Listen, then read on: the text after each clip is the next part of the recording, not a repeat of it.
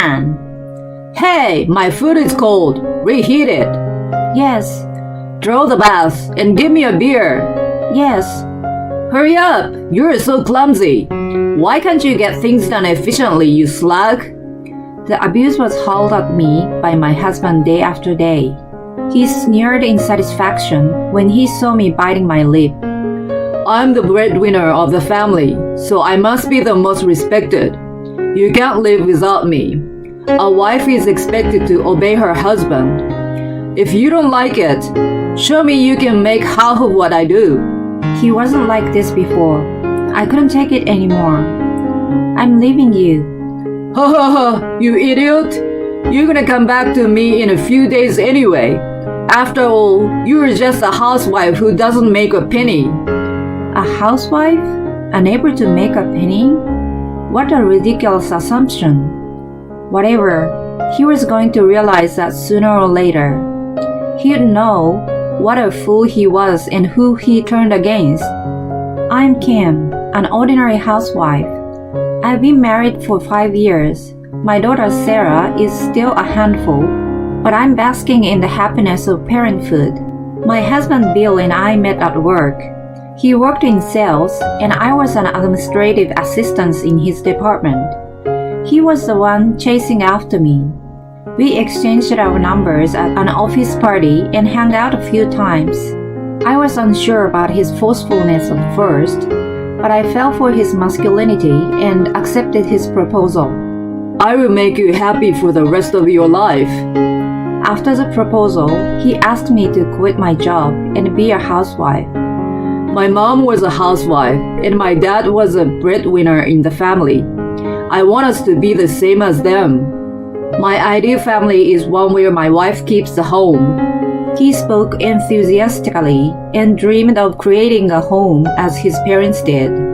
He wanted me to support him as a traditional wife. Although I found my work at the company rewarding, I believed his words of, "I will support you," and resigned from my job. When I thought about it afterward, those were such empty words. Bring me a beer. My husband never moved from in front of the TV, directing me with his chin. If there was even the slightest delay, he pounded the table. Soon after our marriage, his true nature was revealed. Bossy husband. No, it was antiquated harassment. Even companies nowadays didn't make their female employees fetch drinks. Apparently, it was a norm for the wife to silently obey the husband in his family. Don't overshadow me, make me look good, and don't embarrass me. I didn't know what kind of a relationship his parents had, but it seemed to be common knowledge that a wife was like a servant to her husband, at least in his mind. Wait, it was more like a slave. Why is my dinner already cold? You must prepare a hot and delicious meal for me. Because you came back so late. No matter how late I come home, you must be prepared to welcome me back. Why don't you get that? I don't know what kind of discipline your parents gave you. Then let me know before you come back at least. I can time your dinner accordingly. Why should I be ordered by you, a housewife? I'm the one making the money. I'm the breadwinner in the family. How should I know what time I will be released from my boss? Does being a housewife make you lose common sense? I mean, enough. Reheat my dinner and draw the bath too. Yes. He brought up the fact that I was a housewife every time. The one who made money was the ruler. I was a parasitic creature on him. His values seemed to be built all around money, yet he was incredibly carefree with it. Did you go gambling again? I've been asking you to stop. Shut up. Gambling is my hobby. None of your business if I do. Sarah is still small. We need money for childcare, and I want her to take some lessons when she starts kindergarten. I can't even buy her toys if you keep losing. It's the role of the housewife raising a child to make ends meet. Stop being so hysteric. I'm already annoyed by losing a big game today. You should take Sarah to the park once in a... Shut up! I can do whatever I want with the money I make. Don't you cross me. You're just a housewife. I was yelled at by an enraged husband every day. I never wanted Sarah to hear our arguments. Yes, if only I could be patient. But there was an incident that pushed my patience beyond its limit. It was when I returned home from out. Home? Why is my closet open? I remember closing it before I leave. I got a bad vibe and checked inside quickly. I was right. One of my bags was gone.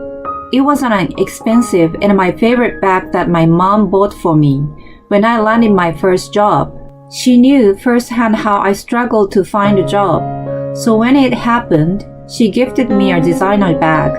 I had always cherished it, filled with the kindness of my beloved mother. When I asked Bill, he nonchalantly admitted, Oh yeah, that bag. I sold it online. Sold it? Why? Because you spent on something that was beyond the means of a housewife. It was sold at quite good money. Supposed to be some kind of a designer brand. You're wrong. That was...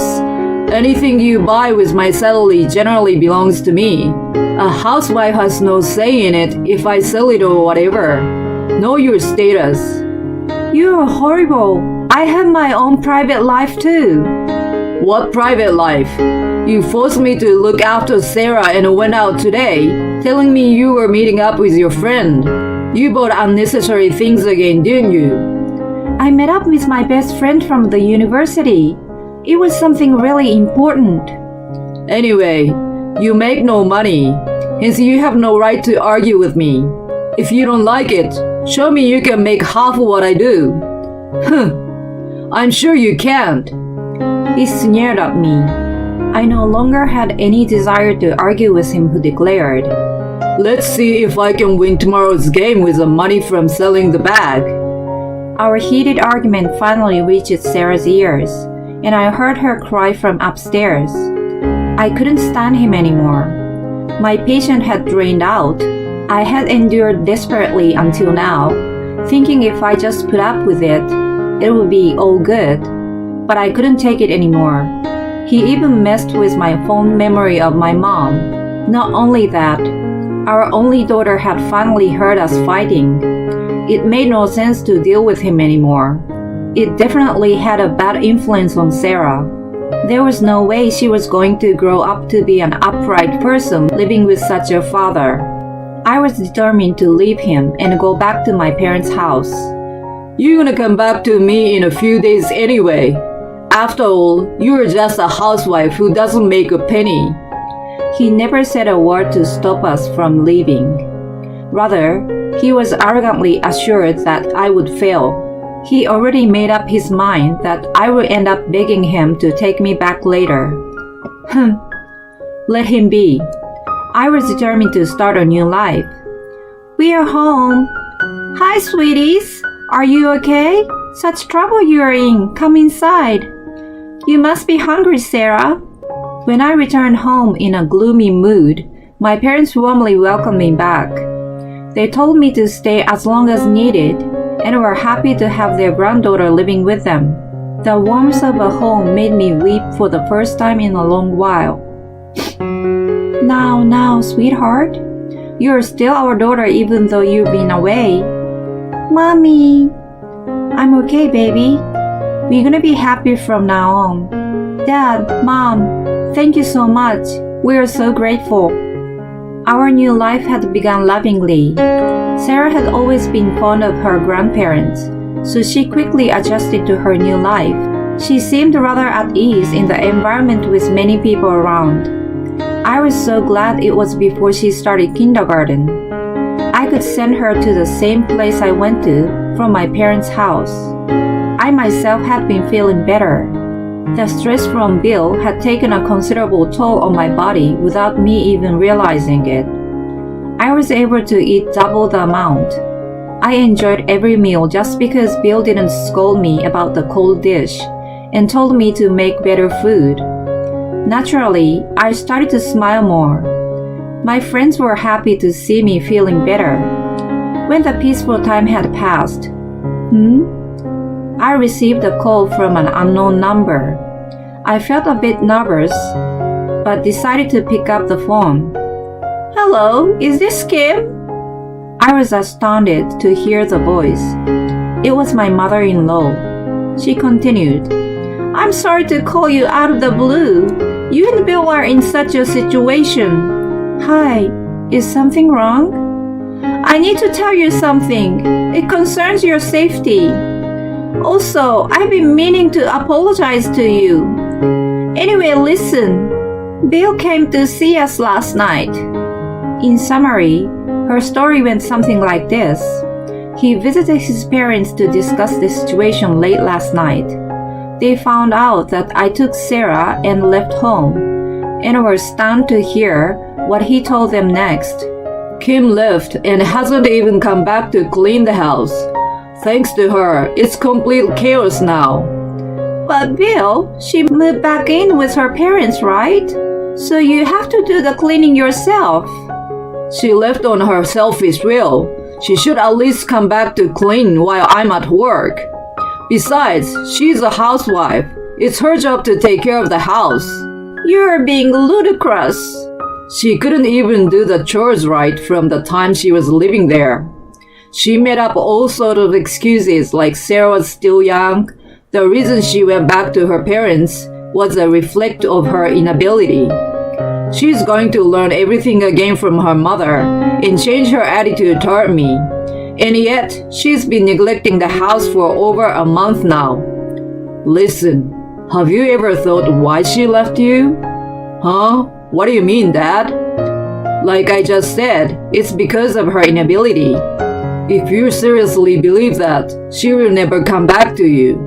She's hurt that you look down on her. Oh, whatever, Dad. A housewife obviously must obey her husband. She's supposed to support me, right? You guys have been like that too. No way! I have never been looked down on by your father. I've been caring for him because I respect the man who works tirelessly for us from the bottom of my heart. And as for me, I truly love her. I've never thought she is lower than me. I don't have life as is without her. No, it's my fault if I made you believe that a husband is above a wife. I apologize to you and Kim. Before that, you must apologize to her. And while you wait for her to forgive you, reflect on what you have done. That's crazy. He was completely denied his claim by his own parents, whom he was supposed to learn from. Even then his idea remained firm. No matter how hard they lectured him, he adamantly denied his fault. It would have been okay if it stopped there, but he sounded like he was coming to your parents' house to see you. He was like, I'm going to tell her how it should be. It made my husband and I worried about you. It's nice of you to let me know. Thank you so much for your concern. A part of us always worried that he may be treating you badly, but we are very sorry for not trying to get to the truth sooner. Whatever the situation turns out to be, we'll be on your side. Thank you. I will come and see you with Sarah once things settle. Watch out for Bill.